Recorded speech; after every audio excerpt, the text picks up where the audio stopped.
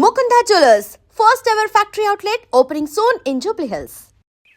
అమ్మా సుమతి, లోపల గొడుగుంది పట్టరమ్మా. అక్క పెదబాబు గారికి గొడుగు కావాలంట. అక్కడుందమ్మా, తీసుకెళ్ళు. నాకు వేరే పనులు, నువ్వే తీసుకెళ్ళు.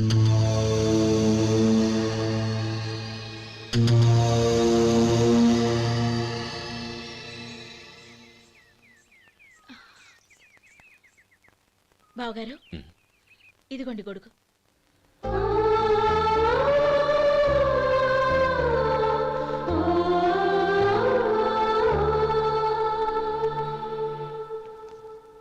నమస్కారం పెద్దాయన. ఇక్కడేం చేస్తున్నారు?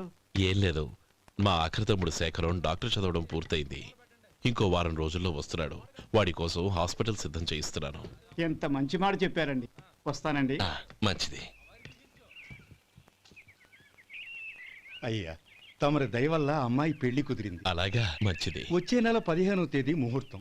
ఓహో, తమరు కుటుంబంతో సహా దయచేయాలి. అలాగే. అమ్మా, ఆశీర్వాదం తీసుకురా. 10 కాలాల పాటు పిల్లా పాపలతో చల్లగా ఉండమ్మా. మరి మేము వస్తామయ్యా. ఉండండి ఒక్క నిమిషం. అమ్మా సుమతి, దేవుడి దగ్గర ఉన్న కుక్కమరిని తీసుకురామ్మా. అవును, అబ్బాయి ఏం చేస్తుంటాడు? రైస్ మిల్లులో గుమస్తాగా పనిచేస్తున్నాడండి. ఎవరి మిల్లులో? వెంకయ్య గారి మిల్లులోనండి. ఆహా. అమ్మా సుమతి, కుంకుమేదమ్మా?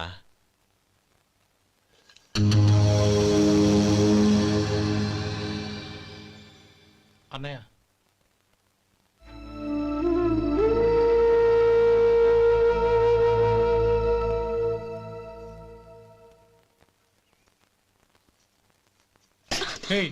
ఏంటిది?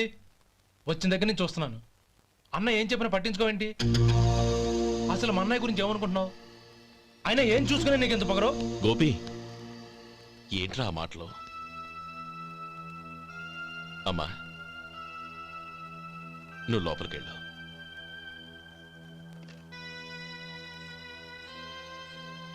రే గోపి, కొత్త కదరా, ఎందుకలా కంగారు పెడతావు?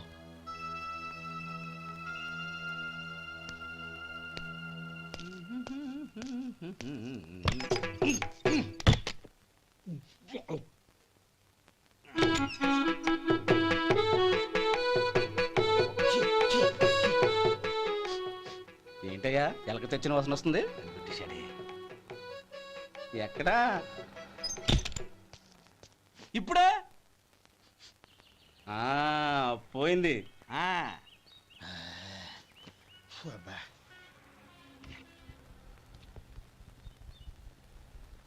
ఏమయ్యా, కాలు ఇలా ఊగుతూ ఉంటే టిఫిన్ ఎలా చేసేది? నా కాలు ఊగడానికి నువ్వు టిఫిన్ చేయడానికి ఏంటి సంబంధం? నేనంటుంది నీ కాలు గురించి కాదయ్యా, మరి ఈ కాలు గురించి. ఆ ముక్క ముందే చెప్పొచ్చుగా.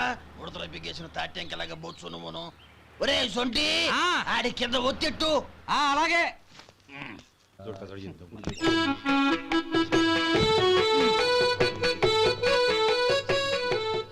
ఇప్పుడు ఓకే.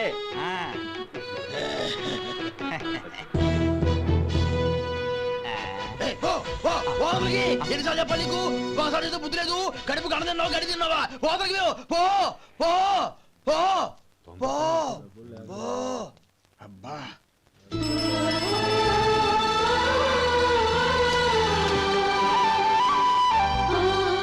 ఆశీర్వదించాను. భగవంతుడు నిన్ను చల్లగా చూస్తాడు. ఏంట్రా విషయం? నాకు పోస్టింగ్ ఆర్డర్ వచ్చింది. అలాగా? మన ఊళ్ళోనే నన్ను ఎస్ఐగా అపాయింట్ చేశారు. చాలా సంతోషంరా.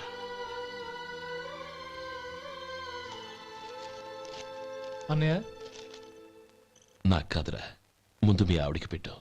ఇదంతా అమ్మాయి దృష్టం. నీకు ఉద్యోగం రావాలని ఎన్ని నోములు నోచిందో, ఎందరు దేవుళ్లకు మొక్కిందో. వెళ్ళి మీ ఆవిడికి పెట్టు. అరే, ఏంటమ్మా ఇది?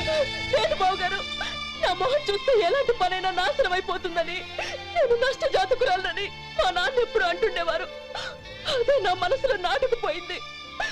ఆ రోజు మీరు కుంకుమ భరిని అడిగినప్పుడు శుభమా అంటూ పెళ్లి చేసుకోబోయే ఆ పిల్లకి నా చేతులతో కుంకుమ ఇచ్చానంటే ఎక్కడ అశుభం జరుగుతుందోనని భయపడ్డానండి. అందుకేనండి మీరు బయటికి వెళ్తూ గొడుగు అడిగినా ఇవ్వకపోవడం, ఎవరు రాకపోవడం. అంతేగాని నా బతుకులో వెలుగు నింపిన మిమ్మల్ని అవమానించేంత దుర్మార్గురాలి కాదండి అరే, నేను. లేమ్మా. ఏంటమ్మా ఇది చిన్నపిల్లల లేదండి, నాకు అదృష్టం ఉందని, నా పూజకు ఓ విలువ ఉందని మొట్టమొదటిసారి అంది మీరే. ఈ క్షణమే నా ప్రాణాలు పోయినా పర్వాలేదు బావగారు, ఆ ఒక్క మాట చాలు. ఊరుకో. మంచి చెట్లకు మనుషులే కారణమైతే ఇక గుళ్ళెందుకు దేవుళ్ళెందుకు? పిల్లెదురొస్తే అశుభం అని, నక్కతోక తొక్కితే శుభమని అంటారు. అలా అయితే అందరూ ఇళ్లలో నక్కల్నే పెంచుకోవచ్చుగా. అలా ఎందుకు చేయరు? మంచి చెడు అన్నది మనుషుల మనసుల్లో ఉంటుందమ్మా, ఆశీర్వదించే చేతుల్లో కాదు. ఇక మీదట నేనెప్పుడూ నీ కళ్ళలో నీళ్లు చూడకూడదు, సరేనా? రే, అమ్మాయికి తీపి తినిపించు.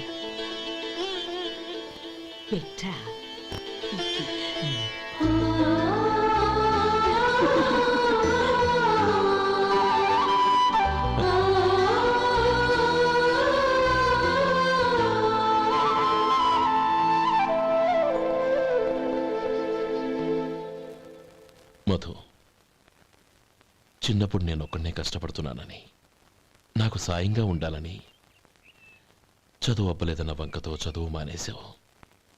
ఇప్పుడు నీ తమ్ముళ్ళిద్దరూ అభివృద్ధిలోకి వచ్చారు. మరుదులిద్దరికీ మంచి ఉద్యోగాలు వచ్చాయి. తన భర్త మాత్రం అలాగే ఉన్నాడని నీ భార్య బాధపడదు. చూడు మధు, చదువుకున్నోళ్లే వృద్ధిలోకి రావాలని ఏమీ లేదు. కృషి పట్టుదల ఉంటే ఎవరైనా ఏదైనా సాధించొచ్చు. నీకు తెలివితేటలున్నాయి. నువ్వు తలుచుకుంటే కానిదంటూ ఏదీ లేదు. పైగా నీకు సాయిగా మేమందరం ఉన్నాం. ఎవడ్రా వాడు? ఇన్నాళ్ళుగా వ్యాపారం చేస్తున్నాను, నిన్నగాక మొన్న వచ్చినోడు వాడు నాకు పోటీయా? వాణ్ణి పెరగనివ్వకూడదు. వాణ్ణి ఇక్కడికి రప్పించండి, నేను మాట్లాడతాను.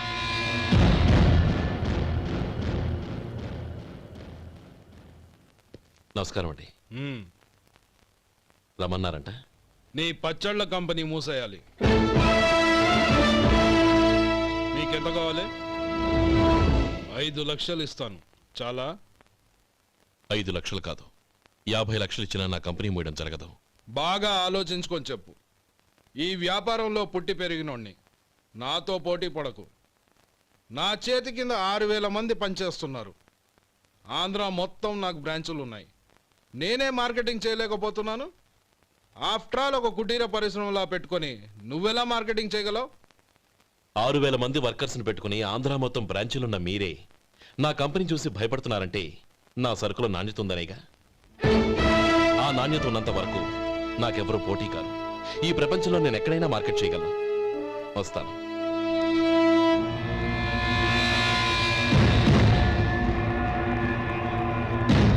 ఇక్కడ ఏం లేదండి, ఇక్కడ ఏం లేదండి. ఇప్పుడు ఊపిరి పీల్చి బిగ్బట్టు, నెమ్మదిగా వదిలి. ఓకే, లే, నెమ్మదిగా ఇలా వచ్చి కూర్చో. ఏం లేదు, మామూలు కడుపు నొప్పే. ఈ టాబ్లెట్స్ 3 రోజులు వాడు. ఎలా వాడాలో ఇందులో రాశాను. Token number 29. టౌన్ డాక్టర్ భయపెట్టేశాడు, ఆపరేషన్ అది ఇదని. కానీ ఈ డాక్టర్ బాబు ఏమీ లేదని చెప్పాడు. అలాగా? ఈ బాబు 10 కాలాల పాటు చల్లగా ఉండాల.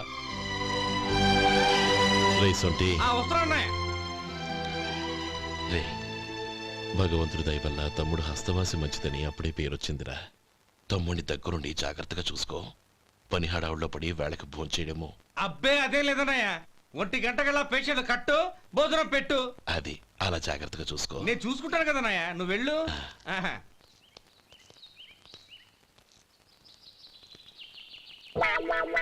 అయ్యో, ఏంటయ్యా ఉంటున్నాడా ఈ దెబ్బలు? ఏదైనా యాక్సిడెంటా? అదేం కాదండి, మరి గోరు కొరికినందుకు ఎలక్ట్రిక్ స్తంభానికి కట్టేసి ఇలా రక్తం వచ్చేలా కొట్టారండి. ఊరు కొరికినందుకు ఎలక్ట్రిక్ స్తంభాన్ని కట్టేసి ఇంతలా కొడతారా? వాళ్ళు అసలు మనుషులా రాక్షసులా? చాలా థ్యాంక్స్ అండి, కనీసం మీరైనా అర్థం చేసుకున్నారు. వాళ్ళు అర్థం చేసుకోలేదండి.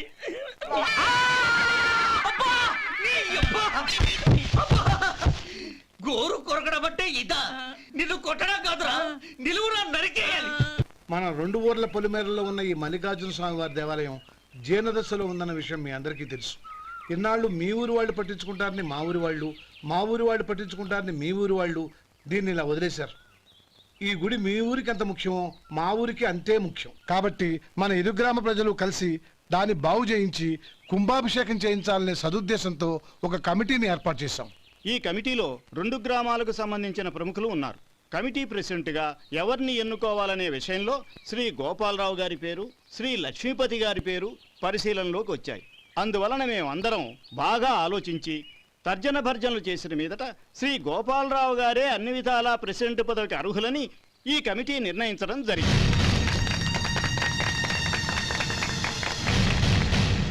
అంచేత ఈ ఉభయ గ్రామ ప్రజలు శ్రీ గోపాలరావు గారికి ఉదారంగా విరాళాలు అందజేసి ఈ శుభకార్యాన్ని జయప్రదం చేయవలసిందిగా కోరుతున్నాం. ఏంటి ఇంకా రాలేదా? ఏంటయ్యా టైం 10 అవుతోంది, బోర్డు మీద 10 గంటలను రాసింది. మీ డాక్టర్ ఇంకా రాలేదు. అసలు మీ డాక్టర్ కి టైం సెన్స్, పంక్చువాలిటీ ఏమైనా ఉన్నాయా? ఇంతకీ మీరెవరండి? నేను డాక్టర్ అమ్మని. ఓహో, మీరు డాక్టరేనా? డాక్టర్ అంటే డాక్టర్ని కాదయ్యా, డాక్టర్ని చేసుకోబోయేదానని అర్థం. ఓహో, అవును, నువ్వెవరు? నేను ఇక్కడ టోకన్ ఇస్తూ ఉంటానులేండి. తప్పుకో, తప్పుకోవయ్యా. అవును, మీ డాక్టర్ కి ఎవరో అన్నయ్య ఉన్నాడంట కదా, ఎలాంటోడు? ఎలాంటోడంటే అదేనయ్యా, చాలా కోపిస్తని విన్నాను. ఎందుకని అడుగుతున్నారు? ఎందుకంటావేంటయ్యా? ఆ అన్నయ్య మాట వినగానే మీ డాక్టర్ గడగడా ఉణిగిపోతాడు. అసలు డాక్టర్ చదివే తమ్ముణ్ణి అలా భయపెట్టచ్చా? తప్పు కదా? తప్పేనండి. కాని కాని నాకు మీ డాక్టర్ కి పెళ్ళవని ఆ అన్నయ్య సంగతి అప్పుడు చెప్తాను. ఏం చేస్తానండి? ఏం చేస్తానా? సంవత్సరం తిరగకుండానే కవల పిల్లల్ని కని వాళ్ళ అన్నయ్య చేతిలో పెడతాను. వాళ్ళకి 5 సంవత్సరాలు వచ్చేసరికి ఆయన్ని బాగా మొట్టికెళ్ళేస్తారు. అలా నా కసి తీర్చుకుంటాను. ఈ డాక్టర్ ఎప్పుడు వస్తాడో ఏంటో. అది సర్లే కాని నువ్వు పని చేయి. మీ డాక్టర్ రాగానే నేను వచ్చి వెళ్ళానని చెప్పు. నేను అంటే ఓ, నా పేరు చెప్పలేదు కదా, నందిని. ఏం చెప్తావు?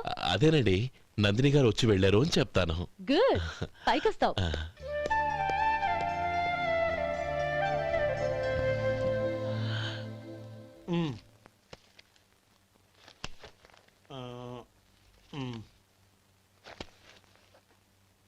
దీంతో మొత్తం 4,98,200 అయ్యాయి.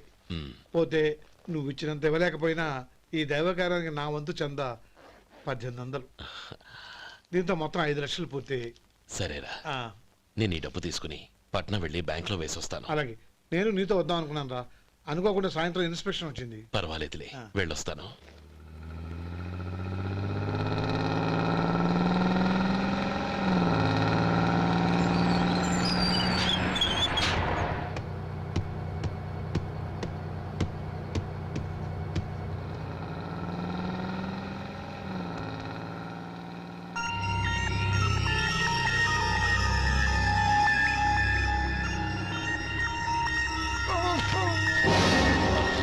అయ్యో, మూర్ఛ మూర్ఛ, బసాపండి బసాపండి.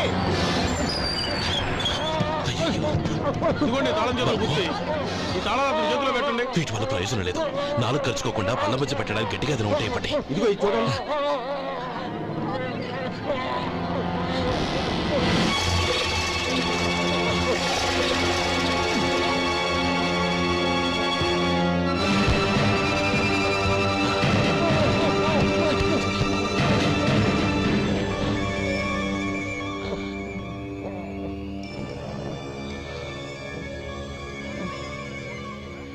మీరు వెళ్ళి మీ సీట్లో కూర్చోండి, కొంచెం గాలాన్ని పడ్డి.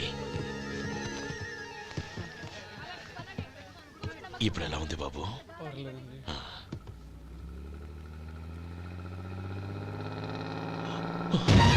అయ్యో, నా బ్యాగ్ ఎవరైనా చూసారా? అందులో 5 లక్షలు ఉన్నాయి. నా బ్యాగ్ వెంటనే బస్తాపండి, ఎవరిని కింద దిగవద్దు, అందరినీ చెక్ చేయండి. నా అంచనా తప్పు కాలేదు. వాడి మంచితనమే వాడిని దెబ్బకొట్టి మన వాళ్ళని పంపించి గుడి తాలూకు డబ్బు కొట్టేశాడని పోలీస్ కంప్లైంట్ ఇవ్వండి. ఇప్పుడు ఆ స్టేషన్లో ఎస్ఐ వాడి తమ్ముడే.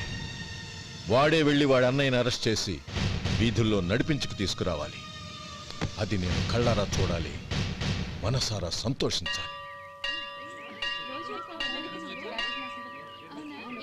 అయ్యా గోపాలం గారు మీరు దేవస్థానం సొమ్ము దొంగిలించారని ఎవరో పోలీస్ కంప్లైంట్ ఇచ్చారంట.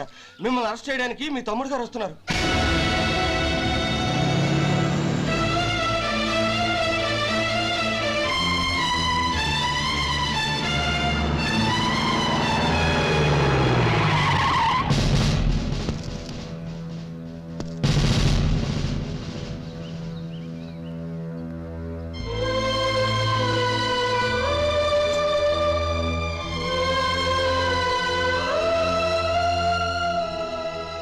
చూడు గోపి, ఎప్పుడు నువ్వు ఉద్యోగంలో చేరావో అప్పుడే తనా పరానే తేడా మర్చిపోవాలి. నేరం చేసిన వాడు నీ తమ్ముడైనా అన్నైనా సరే శిక్షించాల్సిన బాధ్యత నీది. అదే నువ్వు నీ ఉద్యోగానికి ఇచ్చే గౌరవం.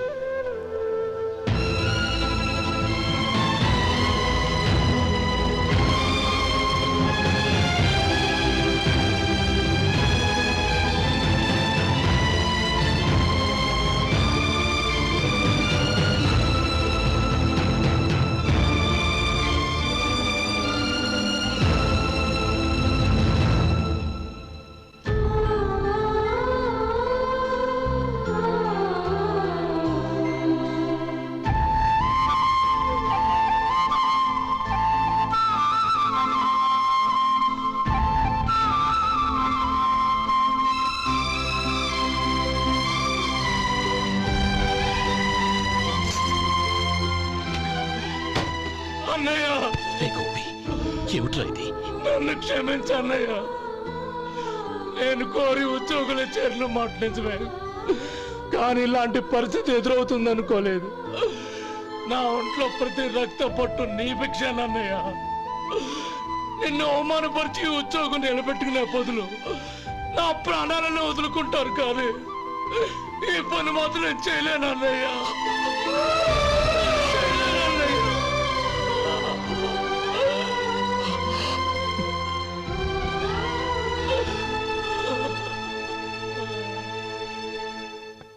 ఏరా, ఇన్నేళ్లు కష్టపడి సంపాదించిన ఉద్యోగానికి రాజీనామా చేస్తావా?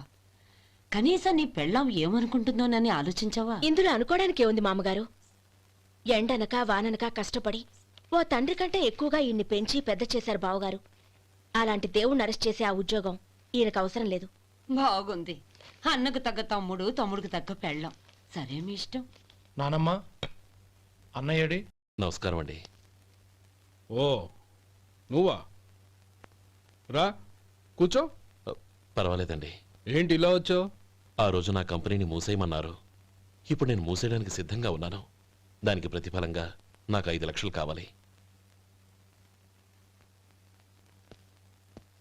అలాగే, నీకు కావలసిన 5 లక్షలు నేను ఇస్తాను. చాలా థ్యాంక్స్ అండి. కానీ మీరు మీ కంపెనీని మూసేయక్కర్లేదు. సార్? అవును మిస్టర్ మధు, మీ అన్నగారికి జరిగిన అన్యాయం గురించి తెలుసుకున్నాను. మీ కుటుంబం గురించి కూడా విన్నాను. సహజంగా అందరూ ఐకమత్యానికి ఉదాహరణ రామలక్ష్మణులు అంటారు. కానీ ఆ రామలక్ష్మణులు ఎలా ఉంటారనేది పుస్తకాల్లో చదవడం తప్ప ఎవ్వరూ చూడలేదు. మీ అన్నదమ్ములను చూస్తే ఆ రామలక్ష్మణులు ఇలాగే ఉండేవారేమో అనిపిస్తుంది. అలాంటి కుటుంబానికి ఇలాంటి ఇబ్బంది రావడం నిజంగా దురదృష్టం. రామునికి హనుమంతుల్లా కాకపోయినా ఏదో ఉడతా భక్తిగా నా వల్ల వీలైన సహాయం ఈ 5 లక్షలు తీసుకో. మీ కంపెనీ పేరు మీదే అన్ని సరుకులు తయారు చేయండి. నేను వాటిని ప్రపంచమంతా మార్కెటింగ్ చేస్తాను. సార్, మీ రుణం ఉంచుకోను, తొందరలోనే తీర్చేస్తాను. స్నేహితుల మధ్య రుణాలేంటి మధు? We are friends.